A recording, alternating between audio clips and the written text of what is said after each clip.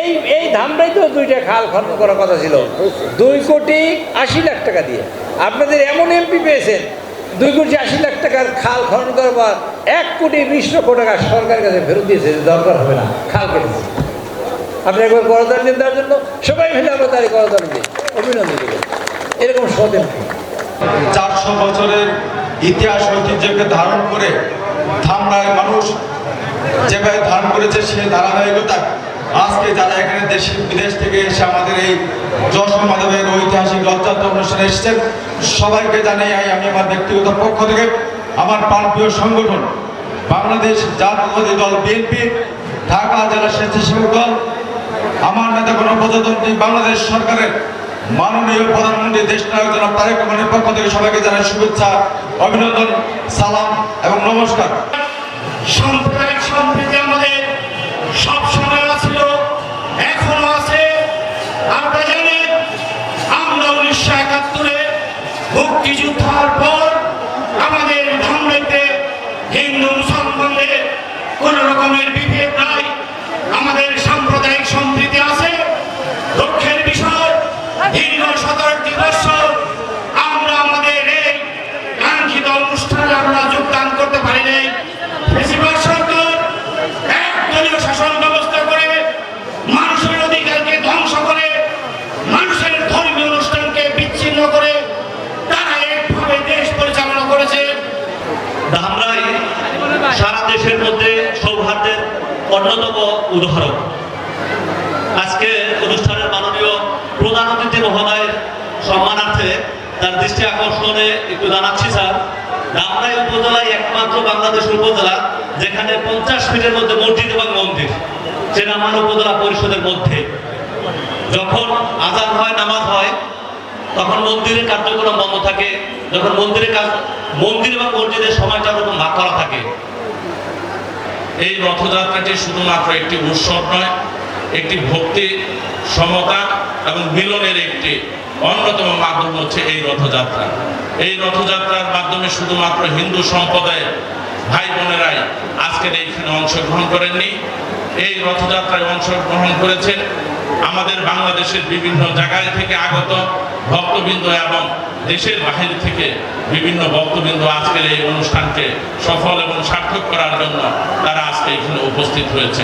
প্রিয় ভাইরা, একটি মানুষের বিশ্বাসের ইতিহাস, একটি ঐতিহ্যের ইতিহাস।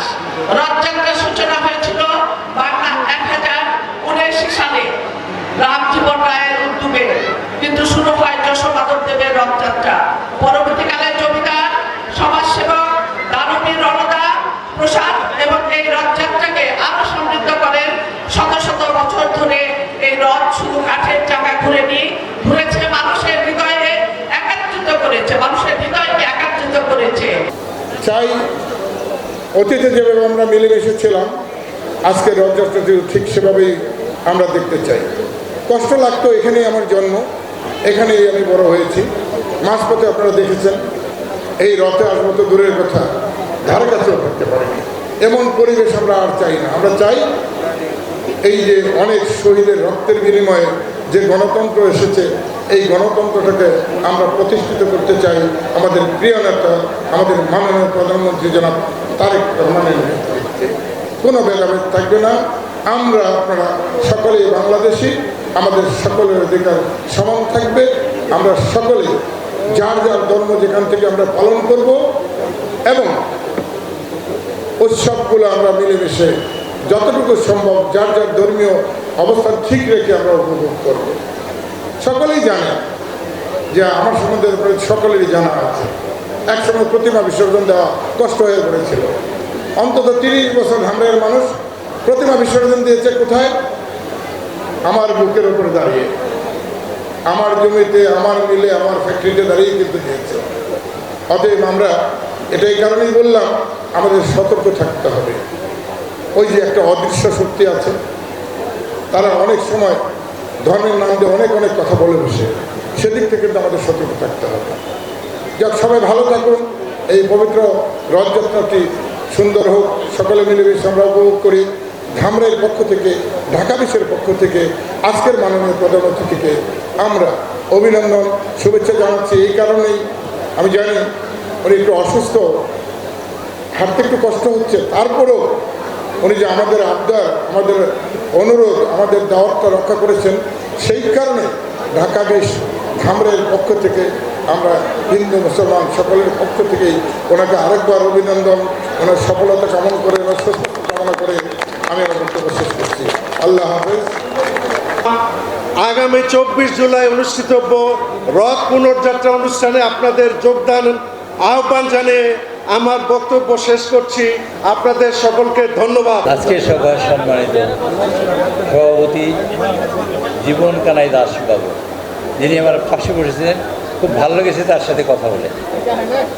এখানে উপস্থিত আছেন এই এলাকার অত্যন্ত আপনাদের প্রিয় নেতা, আপনাদের খুব আপন এবং দীর্ঘদিন ধরে আপনাদের লড়াই সংগ্রামের সাথে জড়িত, আপনাদের উন্নয়নের সাথে জড়িত আমার এই পাশে দাঁড়ানো তমিউদ্দিন ভাই, যিনি পার্লামেন্টেও শুধু আপনাদের কথা বলেন বারবার, আমাকে বলেন যে আমি ধামরাইয়ের জন্য কী করতে পারি সেরকম একটা রাস্তা আমাকে দেখিয়ে দেন, আমি কিছু করতে চাই।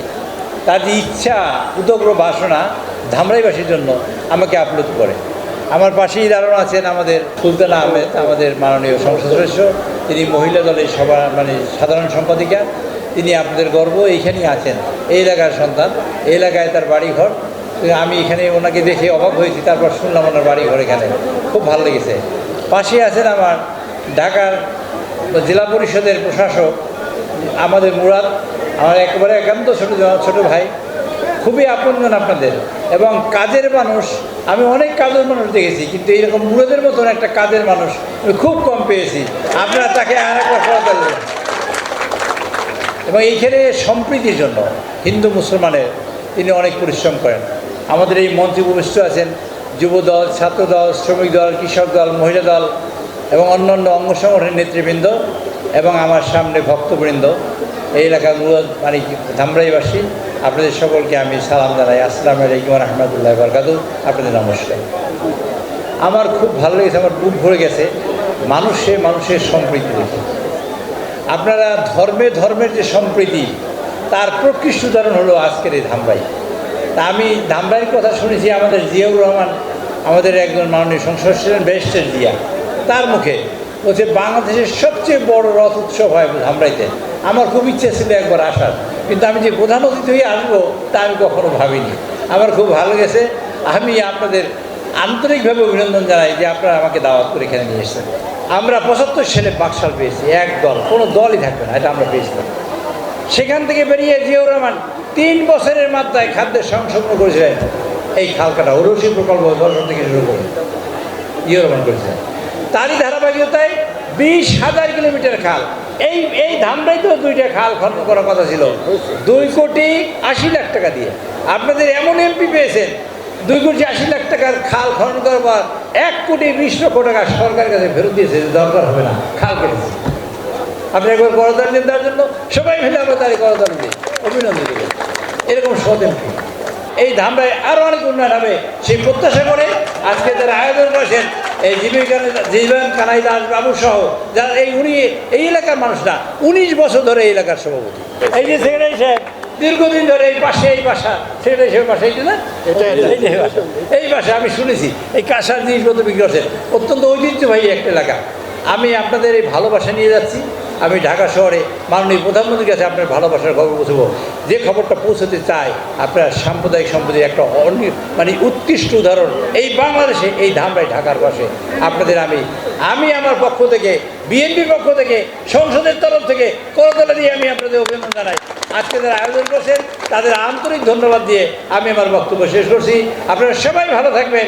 বাংলাদেশ জিন্দাবাদ, বাংলাদেশ জাতীয়তাবাদী দল জিন্দাবাদ। প্রিয় দর্শক, ঠিক এই মুহূর্তে আমরা দাঁড়িয়ে আছি ঢাকা ধামরাই উপজেলার সেই ঐতিহাসিক রথ, সেই রথযাত্রার ঠিক সামনেই দেখতে পাচ্ছেন। এটা কিন্তু দীর্ঘ 400 বছরের ঐতিহ্যবাহী রথ। সেই রথযাত্রা কিন্তু আর বেশ কিছুক্ষণ পরেই শুরু হতে যাচ্ছে। তো এই রথকে কেন্দ্র করে দেখতে পাচ্ছেন এখানে কিন্তু হাজার হাজার দর্শকের সমাগম হয়েছে। আমরা সে সকাল থেকে এখানে রয়েছি এবং দেখতে পাচ্ছি হাজার হাজার দর্শনার্থী, তারা কিন্তু দূর দূরান্ত থেকে এখানে এই রথযাত্রা উপভোগ করার জন্য আসছে এবং এখানে কিন্তু তারা বিভিন্ন সময় বিভিন্ন দিকে চলাফেরা করছে। তো আরেকটা ব্যাপার আপনাকে জানিয়ে রাখতে চাই, এখানে কিন্তু বিভিন্ন জায়গায় বিপুল পরিমাণ আইন শৃঙ্খলা বাহিনী কিন্তু মোতায়েন রয়েছে। সেইখান থেকে বলতে চাই গত বছরের তুলনায় এই বছরের যে রথযাত্রা সেটা কিন্তু বেশ খানিকটা বাড়তি আমেজ দিচ্ছে। তো এই ছিল ঢাকা ধামরাই উপজেলা থেকে সর্বশেষ।